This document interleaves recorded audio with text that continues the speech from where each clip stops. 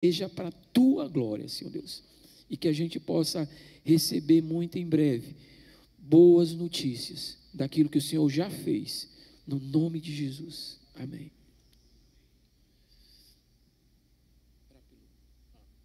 Vamos orar pelo pastor Francisco? Pai, muito obrigado por estarmos reunidos aqui para cultuar o Teu nome, para celebrar o Teu nome. Nós pedimos que o Senhor fale conosco por meio da Tua palavra, que o Senhor, nós viemos nos render aos Teus pés reunidos aqui como igreja. Que o Senhor fale conosco, nos transforme, opere no nosso coração, seja com o pastor Francisco, da graça, unção, sabedoria, e fala conosco nessa manhã, em nome de Jesus.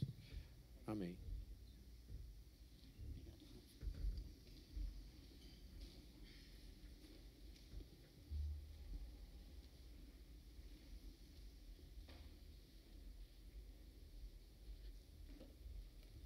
Bom dia, povo de Deus. Bom dia, gente. Amém. Glória a Deus. Abra sua Bíblia no livro de Gênesis, capítulo 22. Gênesis, capítulo 22.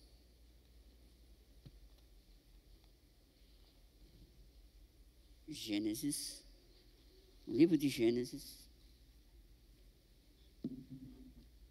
Não tem muita dificuldade, porque é no começo da Bíblia. Gênesis, capítulo 22.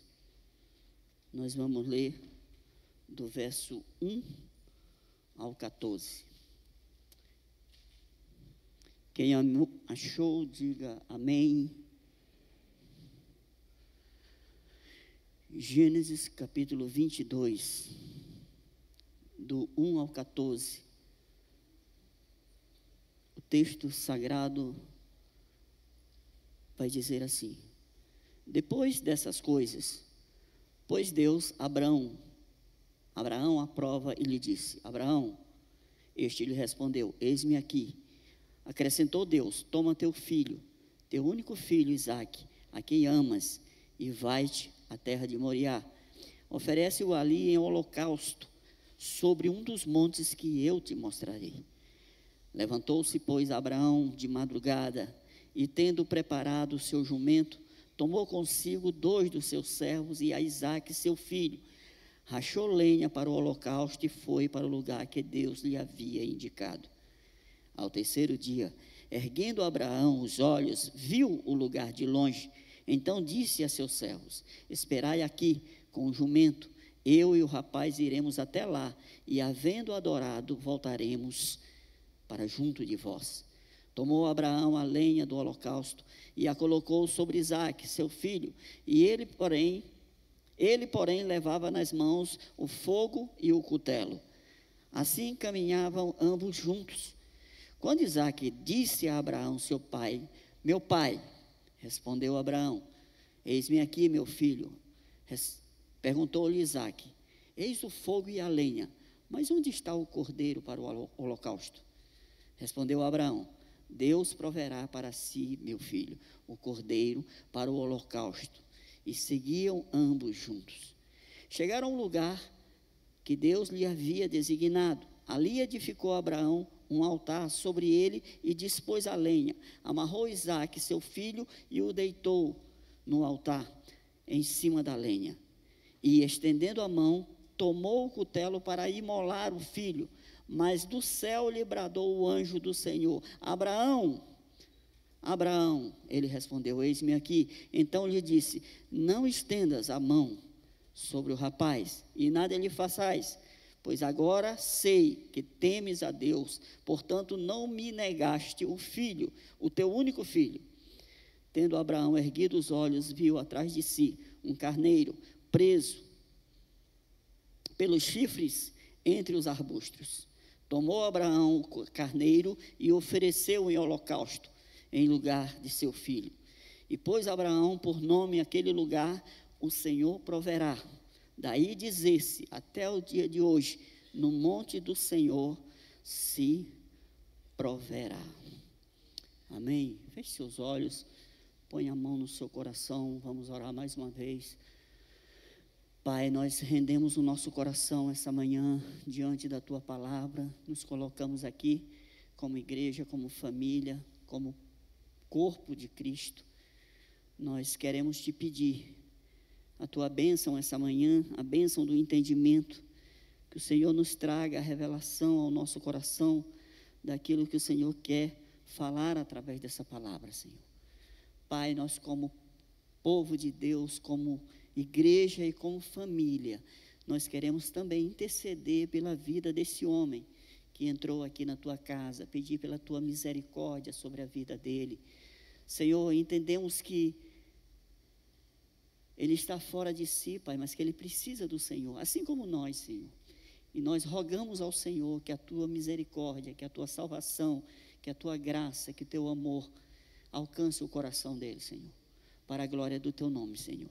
E Te pedimos essa manhã, mais uma vez, que o Senhor fale conosco através da Tua palavra, em nome de Jesus. Assim nós oramos. Amém. Irmãos, eu queria conversar com você essa manhã sobre fé. Um elemento tão importante para as nossas vidas como cristãos, como filhos de Deus. E algo que nós precisamos tanto nos nossos dias. Estamos andando numa caminhada e temos tido muito tempo de oração. Eu acho que a igreja fazia um bom tempo que não orava tanto como estamos orando agora, porque a necessidade bateu na nossa porta. E o Senhor tem inclinado os nossos corações para orar, para clamar diante dEle, esperando um milagre. E isso é fé. Quando nós nos convertemos, ou quando nós entregamos a nossa vida para Jesus, quando nós fizemos uma aliança com Ele, nós somos desafiados, encorajados a andar pela fé. Andar pela fé. E andar pela fé, muitas vezes, é desafiador. É uma jornada como se fosse uma aventura, porque muitas das vezes as circunstâncias são contrárias daquilo que a gente está vivendo, daquilo que a gente está diante de nós. Porque a Bíblia vai dizer que nós não vivemos naturalmente, o mundo natural, mas nós vivemos espiritualmente, nós vivemos pela fé, crendo na palavra de Deus, crendo nas promessas de Deus para a nossa vida. Então nós não somos como o mundo, nós não andamos segundo as circunstâncias, nós não andamos segundo o curso desse mundo, mas nós andamos pela fé. E isso é desafiador. E é impossível falar de fé e não falar em um dos maiores homens descrito na Bíblia, Abraão, o nosso pai da fé, um exemplo de fé, um homem que viveu com intensidade a fé em Deus.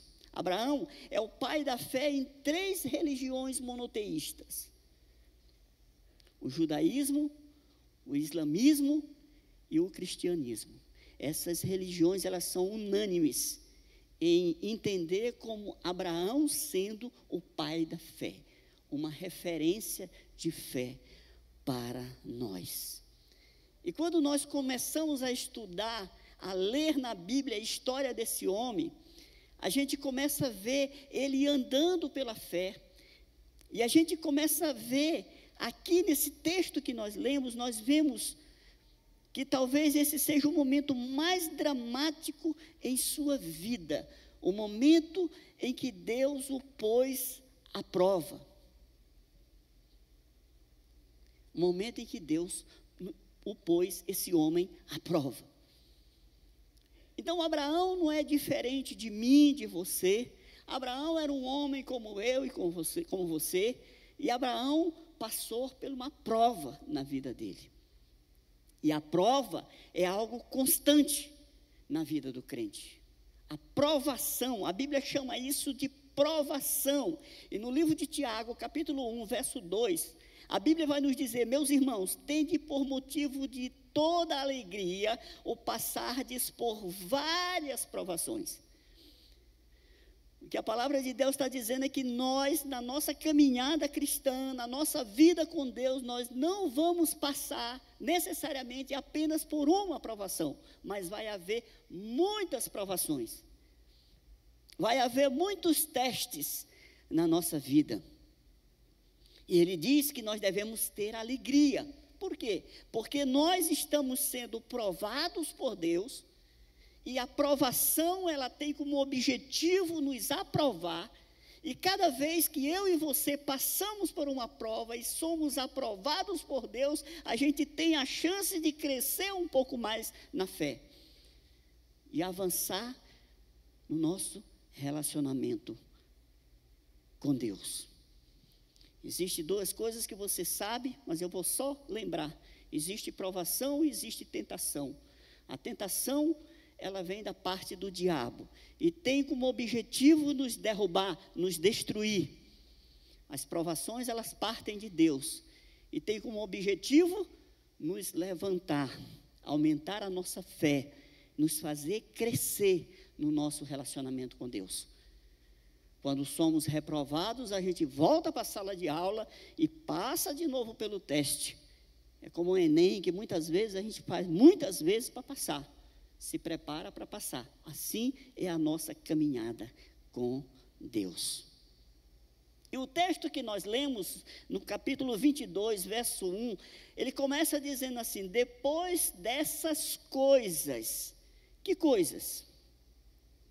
Depois de tudo que tinha acontecido na vida desse homem, e a primeira experiência que Abraão teve com Deus, está registrada na Bíblia, em Gênesis capítulo 12, verso 1 e 3. Volte um pouquinho na sua Bíblia, você conhece esse texto, tenho certeza disso, mas volte mais um pouquinho para a gente ler. Essa é a primeira experiência que Abraão teve com Deus. Gênesis 12, de 1 a 3. Ora, disse o Senhor a Abraão: sai da tua terra, da tua parentela e da casa do teu pai, e vai para a terra que te mostrarei. De ti farei uma grande nação, e te abençoarei, e te engrandecerei o nome. Se tu uma bênção. Abençoarei os que te abençoarem, e amaldiçoarei os que te amaldiçoarem. Em ti serão benditas todas as famílias da terra. A primeira experiência com Deus que Abraão teve foi ouvindo a sua voz. E quando ele ouviu a sua voz, apesar dele não ter uma Bíblia como eu e você temos, dele não conhecer profundamente as Escrituras, dele não conhecer nada porque não existia, mas ele somente pelo fato de ouvir um comando de Deus, ele obedeceu esse comando. É como se Abraão tivesse se convertido. No mesmo momento ele sair dessa conversão, ele já começa a agir pela fé. Já começa a obedecer a Deus. E ele coloca a sua fé em prática, ao sair realmente da sua terra e da sua parentela, e começar a andar com Deus. Esse é o primeiro encontro de Abraão. É o chamado inicial. O segundo encontro de Abraão está em Gênesis 13. Ali Deus aparece para Abraão e promete a terra prometida, Canaã. Ele diz: olha, Abraão, eu tenho isso para ti. Eu tenho uma terra para ti. É o segundo encontro que ele tem. É uma promessa que ele recebe de Deus. Terceiro encontro está lá em Gênesis 15, onde Deus tem um encontro com Abraão, e ali ele instrui Abraão a praticar a circuncisão, o sinal que identificaria a geração que viria após dele, o povo de Deus, o Israel de Deus. Deus aparece para esse homem e dá uma ordem para ele, e ele obedece. O quarto encontro dele está em Gênesis 18, o quarto encontro de Abraão com Deus. Ali Deus anuncia para Abraão: olha, o filho que eu te prometi lá em Gênesis 12, que eu te disse que seria uma geração através de ti, ele vai nascer. Ele está reafirmando a sua promessa em Gênesis 12, 18. E ele também anuncia a Abraão a destruição de Sodoma e Gomorra. E aqui nós chegamos no quinto encontro. Embora Abraão possa ter tido mais encontros com Deus, Mas a Bíblia registra claramente Deus falando com Abraão. Às vezes Deus, o próprio Deus, às vezes Deus usando anjos, mas falando com Abraão. E uma pergunta fica para mim e para você: você tem tido encontros com Deus? Você tem tido encontros com a palavra de Deus? Você tem sido instruído por Deus? Você tem obedecido e se lançado a Deus, diante de Deus, para fazer aquilo que Ele tem colocado no teu coração, aquilo que Ele tem falado com você? Porque aqui, nesse último encontro, a Bíblia vai dizer que Deus põe a Abraão à prova. E qual é a prova que Deus coloca diante de Abraão? A mais difícil que um pai pode passar. A mais difícil que um pai pode passar. Versículo 2, ele diz: toma teu filho, teu único filho, Isaque, a quem amas, e vai-te à terra de Moriá. Oferece ali em holocausto sobre um dos montes que eu te mostrarei. O Deus que tinha demorado 25 anos para cumprir a promessa de dar um filho legítimo a Abraão, agora aparece para Abraão e pede esse filho de volta. Um pedido absurdo, que contraria até a razão. Quem é filho aqui, quem é pai aqui ou mãe de mais de um filho? Quem é pai ou mãe de só um? Pois é, o desafio é maior. Ele não ia tirar um filho dos seus filhos, ele ia tirar o seu único filho. Deus chega para ele e diz: olha, eu quero aquilo que eu te dei. Eu te prometi que a tua descendência seria numerosa. Ela começaria a partir de um filho teu. Eu esperei 100 anos para me te dar um filho. Agora eu quero ele de volta. Me dá. E a gente precisa entender que nós, lendo a Bíblia, a gente acha isso aqui muito bonito e até romântico, esse pedido de Deus. Talvez até você pense aí: eu daria tranquilamente. Mas Abraão está vivendo na pele a fé. Abraão está sendo provado para que Deus quer saber a fé, sobre a fé de Abraão, a intensidade da fé de Abraão. Então ele não pede qualquer coisa, ele não pede uma ofertinha, ele não pede um tempinho, ele quer a esperança de Abraão, de uma descendência, ele quer um filho.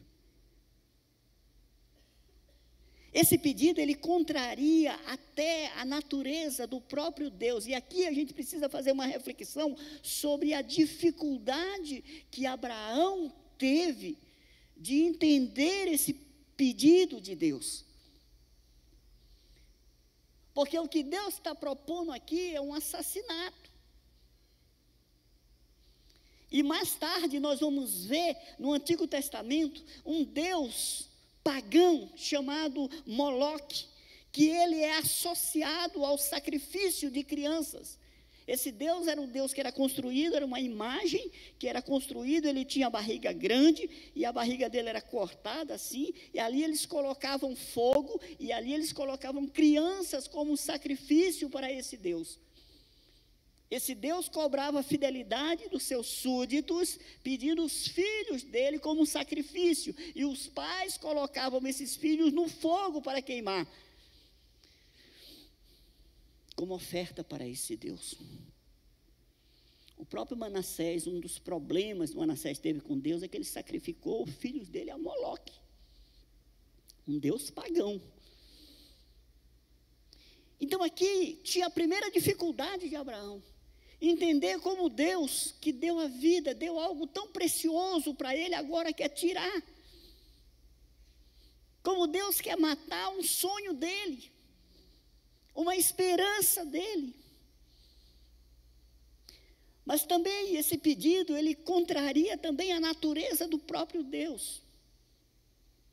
E a lei de Deus, mais tarde Deus escreveria o 6º mandamento na tábua da lei. Êxodo capítulo 20, verso 13, ele diz: não matarás. Deus estava pedindo algo que Ele mais tarde iria dizer para que a gente não fizesse: matar. Aqui a gente começa a entender a dificuldade e o nível de fé em que Deus quer levar Abraão. Mas também esse pedido de Deus, ele contraria as circunstâncias. Por quê? Porque havia uma promessa da descendência através de Isaac. E Abraão e Sara já eram idosos, eles não podiam mais ter filho. Eles esperaram 25 anos para a promessa se cumprir. E como Deus pode pedir algo que Ele me deu? Talvez, como o pastor Jean falou aqui, algumas coisas na nossa vida fazem uma confusão na nossa cabeça. Mas você pode perguntar: que Deus é esse que quer meu filho? Que Deus é esse que propõe derramamento de sangue humano? Deus não queria matar Isaac. Ele não queria a morte ou o mal de Isaac. Deus queria provar o coração de Abraão. Deus queria provar a fé de Abraão. Deus queria provar a obediência de Abraão. Muitas vezes Deus está nos levando a esse nível de prova, nos tirando algo que é bastante importante para nós. É bastante importante, talvez tenha custado muito para você. E Deus chega e te pede. E você pode imaginar: mas é meu. Deus está querendo elevar o seu nível de fé. Deus está querendo te conduzir para lugares mais altos.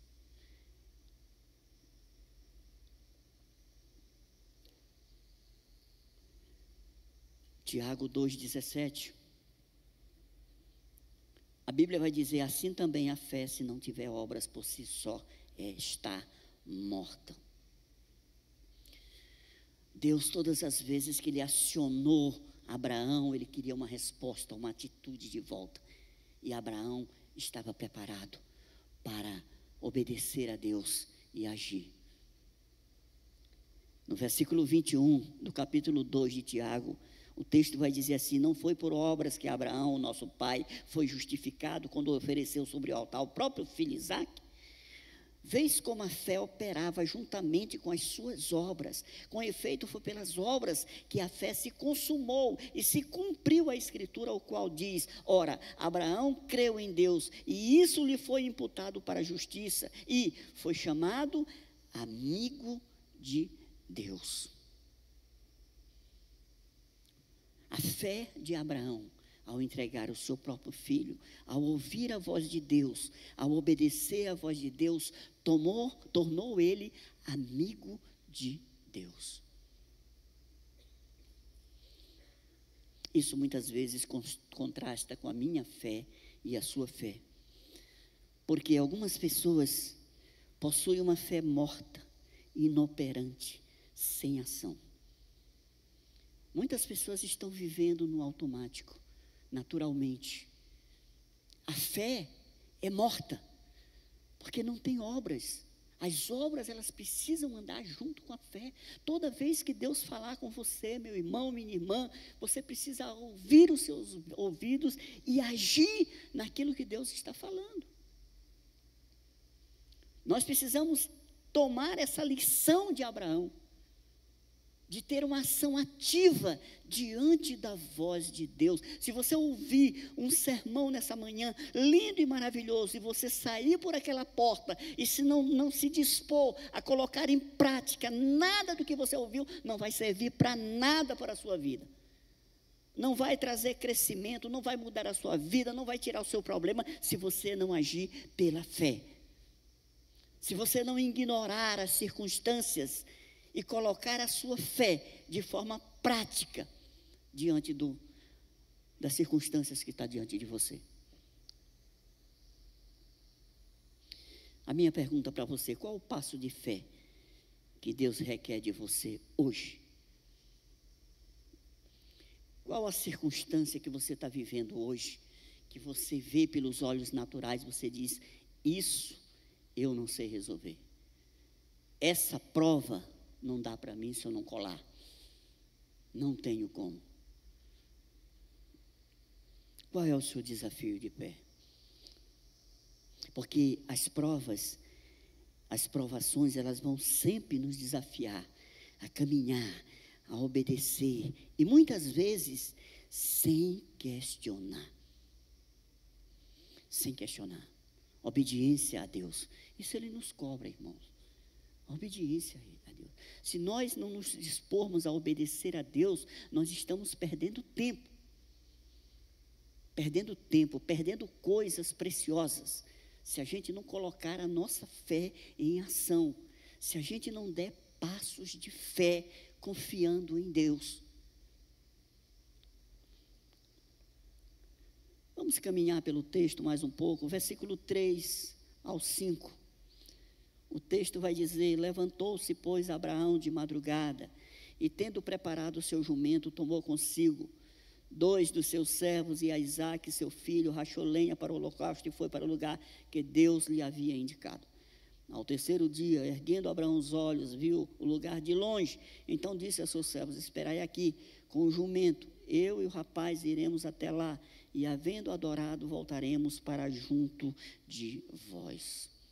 Então, Abraão e Isaque iniciam uma caminhada que para qualquer um de nós seria um pesadelo, um caminho de terror. Imagine você pegar o seu filho e sair caminhando com ele para sacrificar esse filho, para queimar esse filho em um holocausto. Parece loucura. Não dá para entender, mas quando a gente analisa a fala de Abraão, a gente vê o nível da fé de Abraão. Risque aí na sua Bíblia, no versículo 5, havendo adorado, voltaremos para junto de vós. Ele estava fazendo um caminho de ida, mas ele tinha convicção de que ele iria voltar e com o seu filho. Não parece loucura? Ele está indo por uma ordem de Deus, ele está indo sacrificar o seu filho no monte, queimar o seu filho no monte. Mas quando ele se despede dos seus servos, ele diz assim: olha, fica aqui que a gente vai adorar. E a gente vai voltar, eu e meu filho. Por quê? Porque o sacrifício para Abraão era adoração. Era adoração. O sacrifício para Abraão naquele momento era adoração. Ele tinha convicção de que o seu filho não ia morrer, que ele não ia sacrificar o seu filho, mas ele obedeceu. Ele foi até as últimas consequências. Ele poderia ficar em casa e dizer: Deus, isso aí é grande demais para mim. Não dá para mim. Eu não tenho coragem. Mas ele foi. Ele agiu.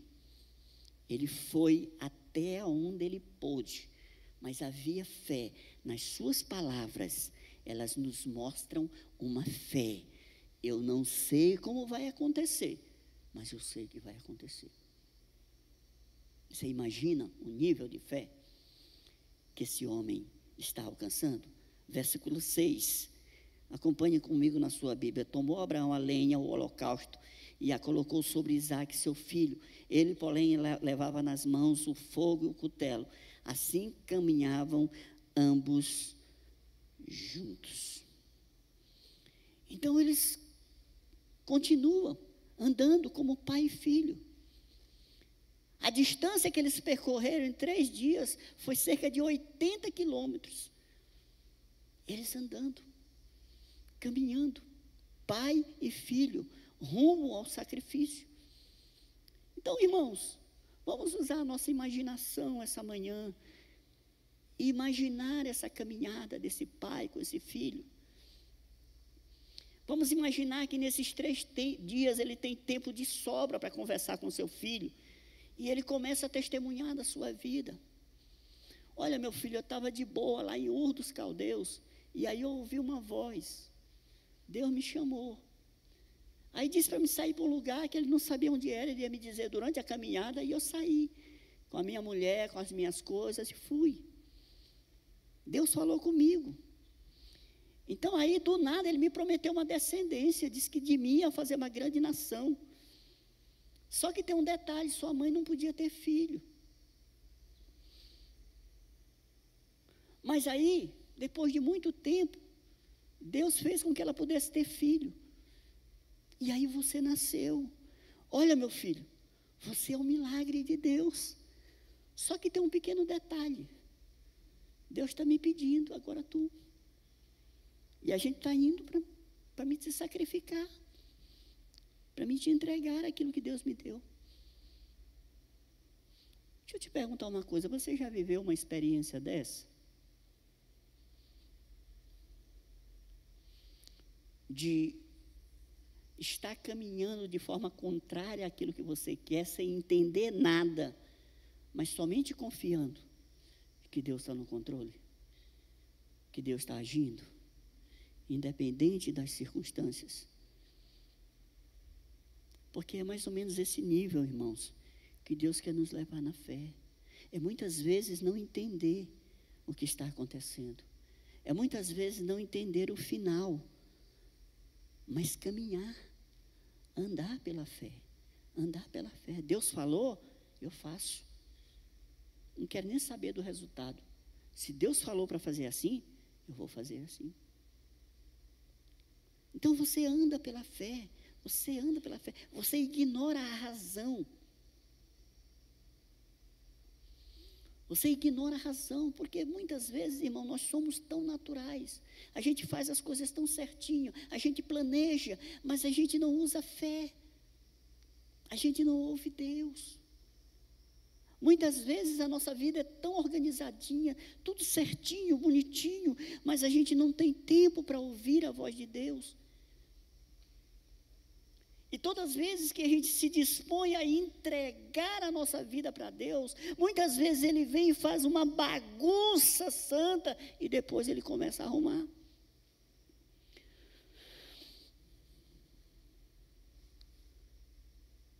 Mas nós precisamos lembrar sempre que nós temos um Senhor, nós temos um Salvador, nós temos um Deus que vê maior do que a gente, mais alto. Um Deus que pensa mais alto do que nós, e nós somos filhos.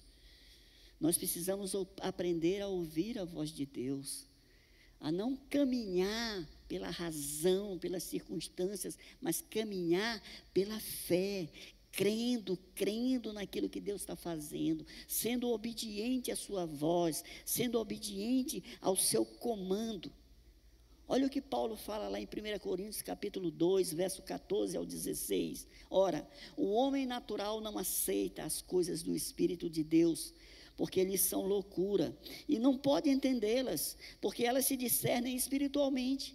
Porém, o homem espiritual julga todas as coisas, mas ele mesmo não é julgado por ninguém. Pois quem conheceu a mente do Senhor que eu possa instruir? Nós, porém, temos a mente de Cristo. Nós somos diferentes, nós agimos diferente. Tome cuidado quando você está indo para onde todo mundo está indo. Tenha cuidado quando você está visitando, andando, transitando por onde todas as pessoas estão indo. Porque nós somos chamados muitas vezes para remar contra a maré. Enquanto todo mundo está vindo na maré, nós estamos indo daqui para cá. Porque os caminhos de Deus, os propósitos de Deus são diferentes dos nossos. E são diferentes dos propósitos desse mundo.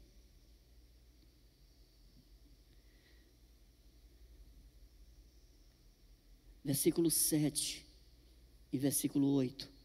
Quando Isaac disse ao pai, disse a Abraão, seu pai, meu pai, respondeu Abraão, eis-me aqui, meu filho. Perguntou-lhe Isaac, eis o fogo e a lenha, mas onde está o cordeiro para o holocausto? Respondeu Abraão, Deus proverá para si, meu filho, o cordeiro para o holocausto. E seguiam ambos juntos. Abraão creu sem reservas no Deus da provisão. Deus proverá, Jeová direi, a nossa provisão, o Deus que provê todas as coisas. A confiança muitas vezes requer uma entrega. Isaac estava nas mãos de Deus. E a questão aqui era ressurreição ou substituição? Esses dois elementos estão na redenção. Abraão cria na ressurreição. O texto de Hebreus vai dizer que Abraão cria que mesmo se ele sacrificasse o filho, Deus poderia ressuscitar.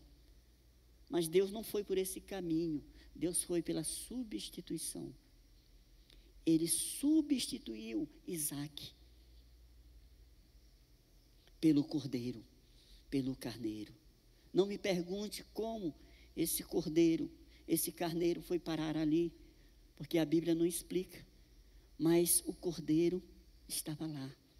Você vai ver no texto que ele estava lá preparado para o sacrifício. Mas aqui o que está sendo medido é a obediência de Abraão. A questão não é Isaac, a questão não é Abraão em si, mas a fé de Abraão. É esses dois que estão sendo medidos. Versículo 9 ao versículo 12. Chegaram ao lugar que Deus lhe havia designado. Ali edificou Abraão um altar sobre ele, um altar.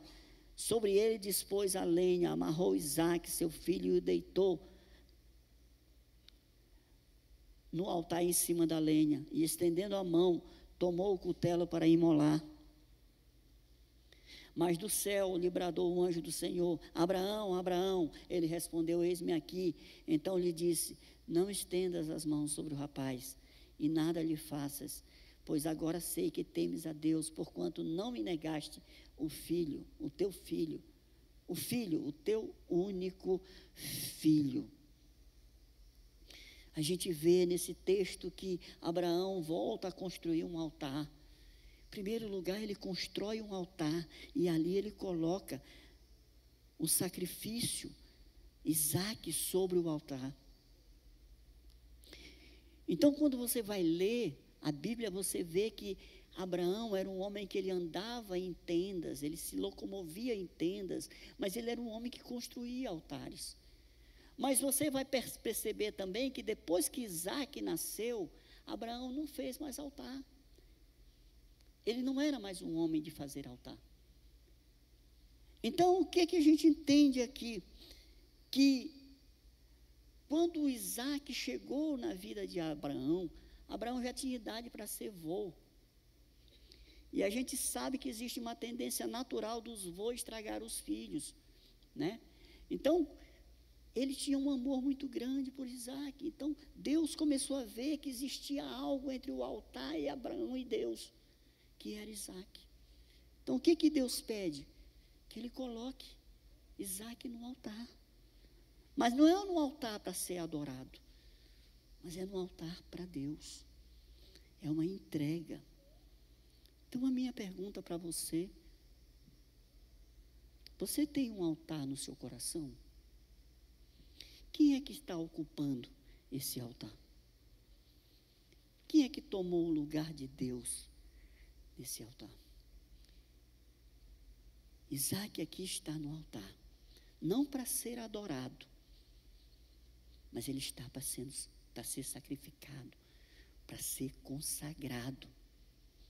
E Abraão estava disposto a ir até as últimas consequências. Por quê? Porque o sacrifício, ele custa sempre algo. Caminhar com Deus exige sacrifício. O sacrifício aqui era entregar no altar aquilo que era mais precioso para ele. Então, a minha pergunta, mais uma vez: o que ocupa Deus no seu coração? O que ocupa o lugar de Deus no seu coração, meu irmão, minha irmã? Por quê? Porque a Bíblia vai dizer que isso é idolatria. Então, quando Deus se viu ameaçado, Deus pediu. Abraão não guardou para si, não disse: esse é meu. Abraão entregou. E quando ele se dispôs a entregar, Deus disse: espera aí, não toca, não toca. Eu vi a tua fé. Você está aprovado. Abraão obedeceu, ele confiou E ele foi aprovado. Ele estava disposto a ir até as últimas consequências. O texto vai dizer que ele levanta a mão para sacrificar o seu filho. Mas Deus diz: para, não sacrifique o menino. Eu sei que tu tem fé no teu coração. Eu sei que eu ocupo o primeiro lugar no teu coração. As tuas atitudes falam por isso. Calma. Não mexa, não toque no menino, sabe? Irmãos, isso é uma reflexão para todos nós essa manhã. Porque Deus sempre exige de nós um sacrifício. Deus sempre exige de nós uma entrega. Deus quer o nosso coração inteiro. Ele não quer somente a metade, uma parte. Ele quer toda a nossa vida. Ele quer o nosso coração. Ele quer os nossos esforços. Ele quer o nosso corpo. Ele quer tudo o que há em nós. Porque Ele nos criou a sua imagem e semelhança. E nós fomos criados para a glória do Senhor, para a glória de Deus. O que você identifica essa manhã que está entre você e Deus? Qual é o teu Isaac que você precisa entregar essa manhã no altar de Deus? A idolatria dos nossos dias, muitas vezes, são os nossos filhos. Você ora tanto para ter um filho. Você ora tanto para que Deus te dê um filho, Ele te dá um filho saudável. E você esquece de Deus. O seu filho passa a ser o seu Deus. Deus está lá e você está aqui. Você esquece Deus. Você começa a se distrair com a bênção e esquece o abençoador. Em muitos lares, a idolatria está no cônjuge. Você ama tanto o teu cônjuge que você idolatra, você não tem tempo para Deus. Seu coração está ocupado, existe um trono onde está sentado o seu cônjuge. Deus não quer um coração dividido, meu irmão. Deus não quer isso. Em muitas situações, a idolatria que está na nossa vida, na nossa casa, é o próprio trabalho. Somos idólatras do nosso tempo, porque não temos tempo para Deus. Não temos tempo para ir na célula, não temos tempo para ir para a igreja, não temos tempo para orar, não temos tempo porque somos idólatras do nosso tempo. Não temos. Eu gosto de falar, eu acho que a irmã não está aqui. Irmã, antes que você ouça, quero dizer que eu amo muito você, mas a gente tem um casal muito querido, que a gente começou a sentir a falta deles na igreja, no culto. E a gente começou a ficar preocupado e foi visitar.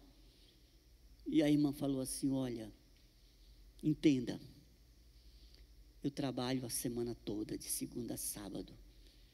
E domingo eu preciso arrumar minha casa, fazer comida para minha família e arrumar tudo, porque segunda-feira começa a luta de novo. Eu não tenho tempo. Eu falei: irmã, eu te entendo perfeitamente. Francisco aqui acha que você está perfeita, certinha. Você está preservando a sua família, seu casamento, você está cuidando de algo que é precioso demais para Deus. Mas você precisa saber o que Deus acha disso. Porque a palavra de Deus diz que nós devemos nos congregar. Então não é eu, é Deus. O seu negócio é com Deus. Muitas vezes, a gente está valorizando mais a opinião dos outros do que a opinião de Deus. Não esteja tão ocupado a ponto de você não ter tempo para Deus. Peça para que Deus te dê sabedoria, para que você possa remir o tempo, porque Deus precisa ser a prioridade na minha vida e na sua vida. Se Ele não tiver o primeiro lugar, se Ele não estiver no trono do teu coração, eu e você somos idólatras. Deus quer a primazia. Mas também, nos nossos dias, a realidade, muitas vezes, são os bens. Estamos tão distraídos com aquilo que Deus nos deu, que não temos tempo para Deus. Nós estamos aqui nessa igreja há quase 20 anos. E eu já vi muitas pessoas entrarem por aquela porta em situações terríveis financeiras. Prosperaram e sumiram. Estão distraídos com seus bens. E outra idolatria dos nossos dias é o pecado. É o pecado. Muitas vezes estamos tão envolvidos com o pecado que não entregamos o nosso coração para Deus. Há uma preocupação, o que vai ser se eu entregar minha vida para Jesus? Eu vou ter que renunciar a esse pecado. Não, o pecado é mais gostoso do que Jesus. Idolatria. Jesus precisa ser o primeiro na minha vida e na sua vida. E a minha pergunta para você: qual o altar precisa ser derrubado hoje do seu coração? Qual o altar que está lá? Tem algo lá dentro que precisa ser tirado, para que Deus possa verdadeiramente ser o Senhor e Salvador da sua vida, aquele que verdadeiramente manda, aquele que governa. Versículo 13 e 14, para terminar. Tendo Abraão erguido os olhos, viu atrás de si um carneiro, preso pelos chifres entre os arbustos. Tomou Abraão o carneiro e ofereceu em holocausto em lugar de seu filho. E pôs Abraão o nome daquele lugar: o Senhor proverá. Daí dizer-se até o dia de hoje: no monte do Senhor se proverá. Aqui o elemento que foi usado foi a substituição. Deus não queria o sacrifício de Isaque. Deus substituiu Isaque pelo cordeiro. Deus preparou o cordeiro para o sacrifício. Por quê? Porque Abraão é pecador. Ele não serve para redimir o homem. Ele não serve para redimir a humanidade.